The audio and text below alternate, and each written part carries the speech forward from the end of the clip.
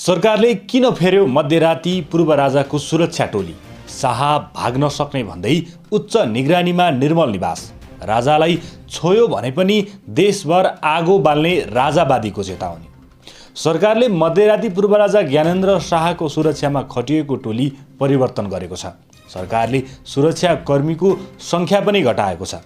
शुक्रबार राति 11 बजेदेखि 12 बजेको बीचमा सुरक्षा टोली परिवर्तन गरिएको हो।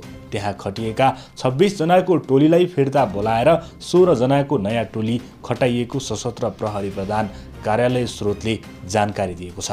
ज्ञानेन्द्र निवासमा डीएसपी जगदीश हमालको कमान्डरमा 26 जनाको टोली खटिएको थियो। उक्त टोलीलाई फिर्ता बोलाएर 9 नम्बर बाहिनी बलम्बुमा कार्यरत डीएसपी प्रमोद प्रकाश पाठकको कमान्डमा 16 जनाको टोली खटाइएको हो।